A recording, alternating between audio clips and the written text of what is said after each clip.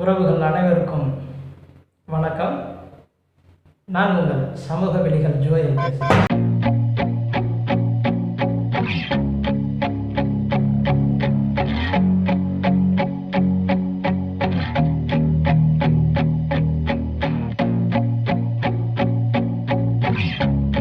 நட்புகளே, இன்றைய காலகட்டத்தில் நாம் அனைவரும் மிக அவசியமாக தெரிந்து கொள்ள வேண்டிய சட்டம் என்று சொன்னால் 2015ஆம் ஆண்டு வெளிவரப்பட்ட தீண்டாமை வன்கொடுமை சிறப்பு சட்டம். குறிப்பாக கடந்த 2 மாத காலமாக நெல்லை மாவட்டம் குறிஞ்சாங்குளம் வழக்கு மிகவும் பரபரப்பாக பேசப்பட்டு கொண்டிருக்கிறது. அந்த குறிஞ்சாங்குளம் காந்தாரியம்மன் கோவில் வழக்கிலும் சரி, 4 படுகொலை செய்யப்பட்ட வழக்கிலும் சரி, கடைபிடிக்கப்பட வேண்டிய உண்மையான சட்டப்பிரிவுகள் பற்றி ஒரு சிறு விளக்கம் நான் தருகிறேன். இந்த 2015 வன்கொடுமை திருத்த சட்டத்தில் சில முக்கிய பிரிவுகளை நாம் பார்ப்போம். அதில் முதலாவதாக செக்ஷன் 31F.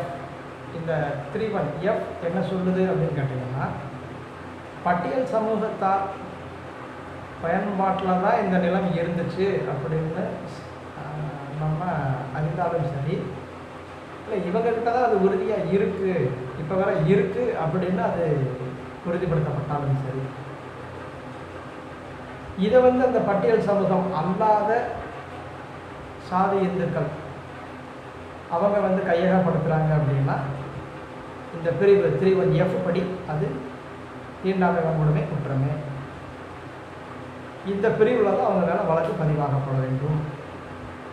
அதே மாதிரி இந்த பட்டியலின மக்களில்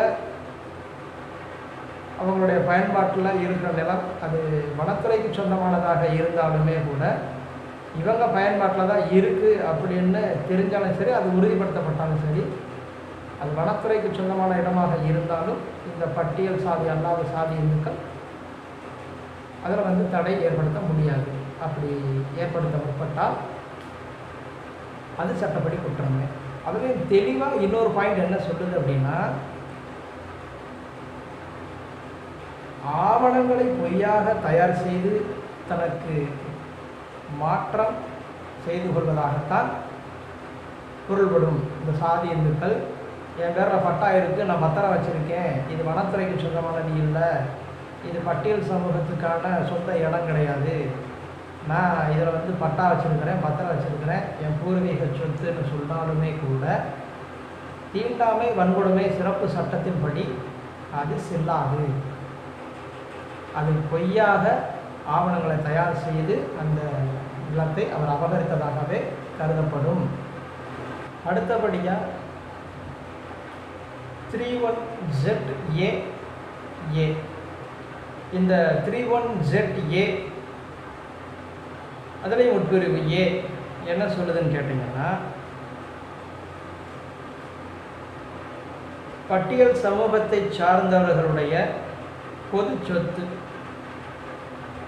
பொது மயானம், பொது கல்லறை, ஆறு, ஊற்று, ஓடை, கிணறு, குளம், ஏரி, பொது குழாய் அல்லது மற்ற பொதுவான நீர் வளங்கள், பொதுவாக குளிக்கும் இடம், பொது பாதை, பொதுவான சாலை, பொது வழித்தடம் இவற்றை பயன்படுத்துவதிலிருந்து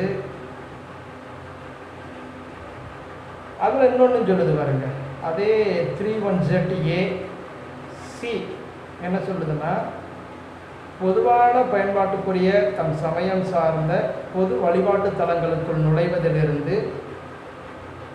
வழிபாட்டு தலமாக கருதக்கூடிய அப்படிப்பட்ட சமய நிறுவனங்கள், ஆலயங்கள் நடத்தும் சமூக கலாச்சார சடங்குகள் மற்றும் ஊர்வலங்களில் பகலை ஏற்படுமையானால் சட்டப்படி குற்றமே. இந்த தீண்டாமை வன்கொடுமை சிறப்பு சட்டப்படி குற்றமே. இந்த 31ZA ஏக்கு அடுத்து சி, இந்த ரெண்டும் சொல்ல வர்ற விரிவானது என்னென்னா, இந்த பட்டியல் சமூகத்தாருடைய பயன்பாட்டில் இருக்கிற அவங்க பயன்படுத்தக்கூடிய பொதுவான இடங்கள்லேருந்து அந்த ஒரு சொத்துக்கள்லேருந்து அவங்களுடைய உரிமைகள் மறுக்கப்படும் பொழுது, சாதி இந்துக்களால் அது தடை ஏற்படும் பொழுது, வழிபாட்டு உரிமை தடைபடுதோ அல்லது அந்த இடத்த பொதுவான இடத்தை பயன்படுத்துறதுல தடை வருதோ, அது தீண்டாமை வன்கொடுமை சட்டப்படி குற்றமே. இனி ஒரு சட்டப்பிரிவு 325A என்ன சொல்லுதுன்னு பார்த்தோம்னா, இந்த 325A மிக தெளிவாக சொல்லுது, பட்டியல் சாதிகள் அல்லது பட்டியல் பழங்குடியினத்தை சார்ந்தவர் அவர்களுக்கு உரிய அல்லது அவர்கள் பயன்பாட்டில்தான் ஒரு நிலம் உள்ளது என்பதை அறிந்திருந்தும் சாதி இந்துக்கள் அந்த சொத்துக்களை அல்லது நிலங்களை பயன்படுத்த விடாமல் தடுக்கிறார்களே ஆனால் சட்டப்படி தப்பு தான்.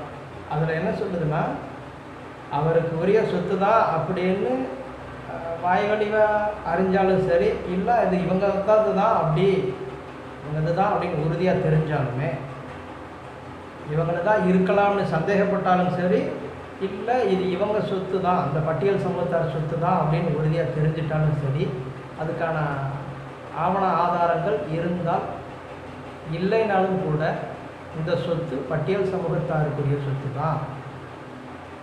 வாய்வழி வார்த்தையாக அது உறுதிப்படுத்தப்பட்டாலும் ரெக்கார்டிக்கலாம், ஆவண வாயிலாக இந்த சொத்து அவங்களுக்கு தான் அப்படின்னு உறுதிப்படுத்தப்பட்டாலும் இந்த சொத்து பட்டியலின மக்களுக்கு தான். இதில் பட்டியலின மக்களுக்கான சொத்தாக தான் இருக்கும் அப்படின்னு சந்தேகப்பட்டாலே கொடுக்க சொல்கிற இந்த சட்டம் ஆவணங்களே குறிஞ்சாவளத்தில் இருக்கும்போது தடை செய்யப்படுவது நார்மல் செக்ஷன், அதாவது பொதுவான நடைமுறை சட்டம் என்ன சொல்லுதுன்னா,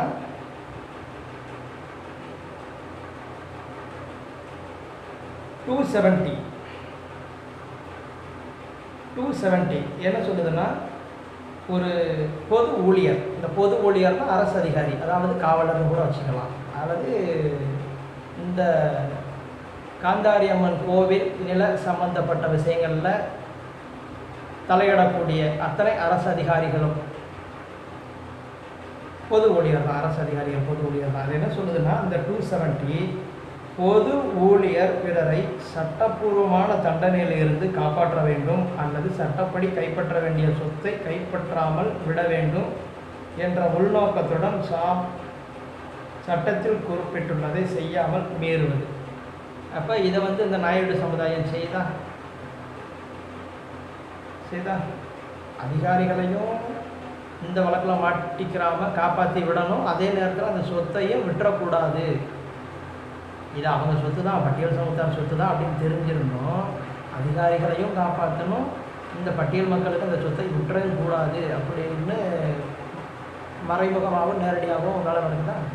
அப்போ இது நடைமுறை சட்டம் 270 படியும் தவறு. இந்த நமக்கான வன்கொடுமை சிறப்பு சட்டத்தின் பிரிவு 325A அந்த பிரிவுப்படியும் அது தவறு. அரசு உடனடியாக அது மாதிரியான சொத்துக்களை பட்டியல் சமூகத்தாருக்கு மீட்டு ஒப்படைக்க வேண்டும். இதுதான் சிறப்பு சட்டம் தெளிவாக சொல்லக்கூடிய கருத்து.